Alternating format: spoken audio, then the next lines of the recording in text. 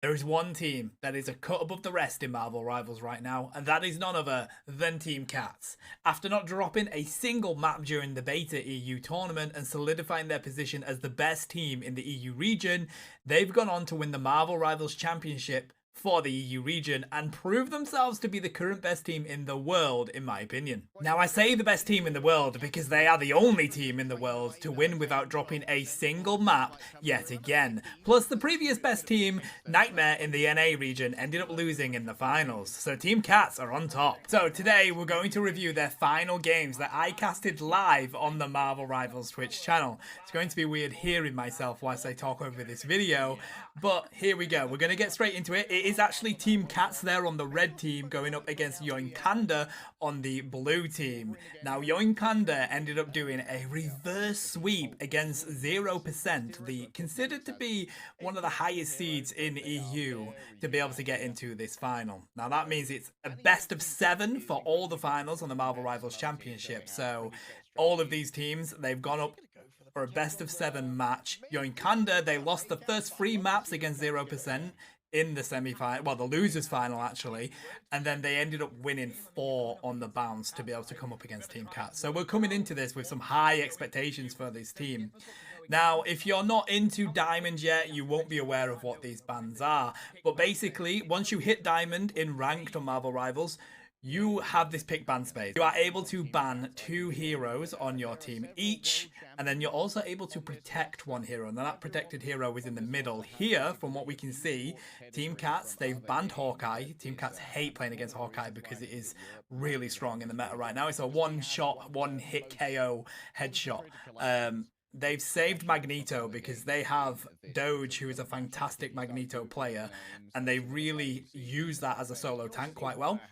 And then they've also banned Loki. Now, Loki is a very strong strategist in the higher levels. The clones that they can put out is incredibly strong healing. And then they pair that alongside the ultimate that Loki has, which just copies somebody else's. It's very strong at this level. Now, Yoinkanda, they're going to ban out the Hulk. Nevix is kind of known for their Hulk, so it does seem like a direct ban.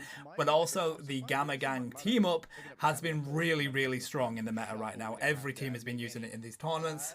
They saved the Wolverine because Yoinkanda found that they were using it in the previous game to take out Vanguards, and it actually worked really well for them, so that's why we see that getting saved there.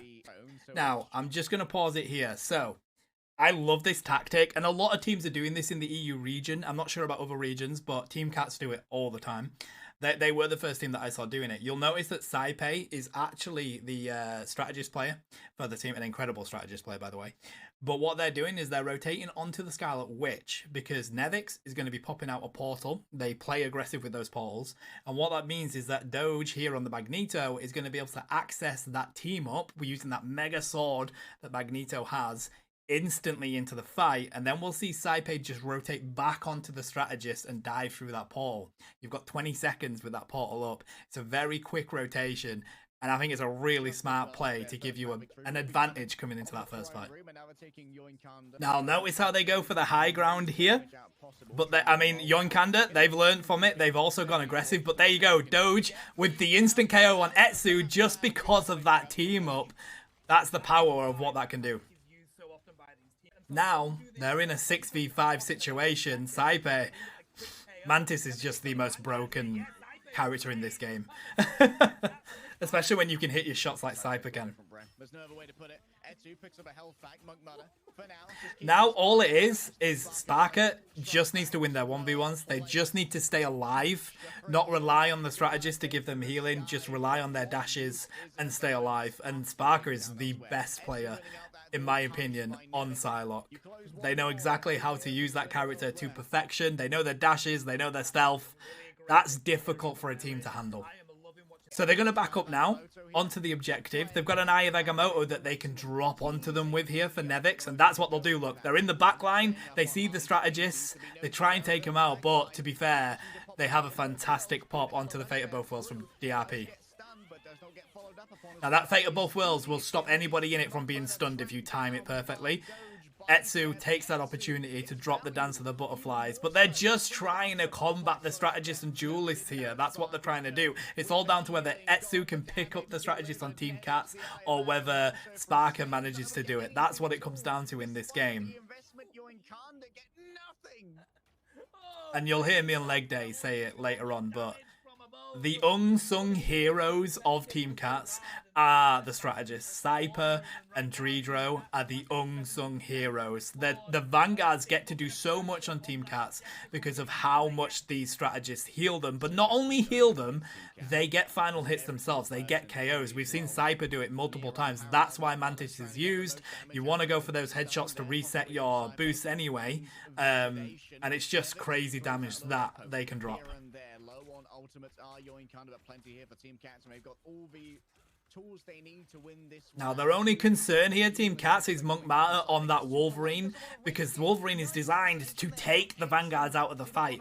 Take them, displace them, pull them into their own team, or even throw them off the map. Monk Mata does utilize that quite a bit in this, but you'll notice that they're being a bit wary around the Wolverine because of that.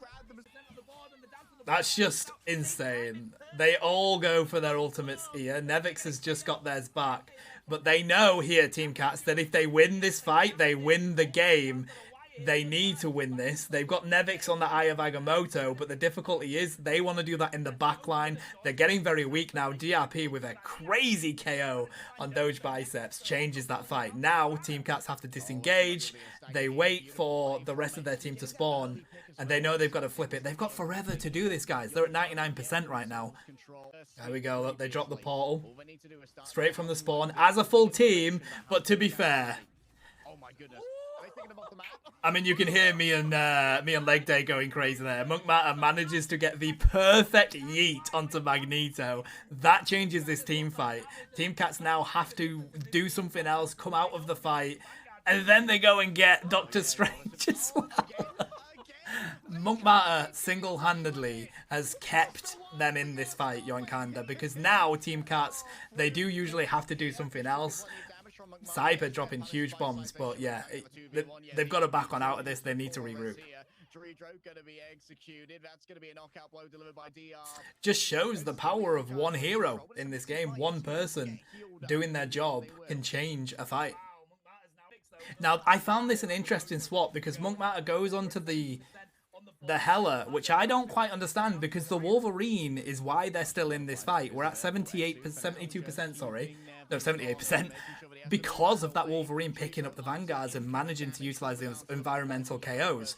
Monk Mata now on the Hela doesn't quite work for their team. They've got ultimates that they can utilize on TeamCats' side. They've got those strategist ultimates. They're what win them this game right now. They know it's all or nothing right now. They have to flip this map. Nevix tries to turn it around. I don't see any stuns on the UI. DRP just continues to twizzle themselves around this. And once DRP's ultimate is gone, TeamCats are comfortable. They're just really comfortable. And look at the health on the bars here, though, chat. Right? You see Fi dropping really low, instantly going back up. These strategists are putting in an absolute shift here. Sparker gets some clean KOs, and they just clean up. TeamCats just swarm and clean up. But Fire's got it anyway. Drops it on the good lad, and the good lad's not feeling so good, Mr. Stark. Oh, we're into the overtime, and they're about to win. Oh, these players are so good, guys. So, yeah, that's the first map that TeamCats managed to win. That's a domination, and it's just constant aggression coming in from TeamCats. I'll pause that. Yeah, constant aggression from TeamCats. They use the portals really aggressively straight from the get-go. And then they also have that pair-up that they use quite a bit with Scarlet Witch and Magneto if they get that kind of build that they look for in a game. But it's all about those strategists. I mean, Sparker's off to do their own thing. Just win those 1v1s. Take out those strategists and those duelists. And you can rely on Sparker to do that because of how good of a player that they are. But those strategists just... insane play, and this is why TeamCats are the best team in the world. If you're winning your 1v1s, if you're managing to get a 1v1 as a Mantis on a Hela, you're going to be winning this game.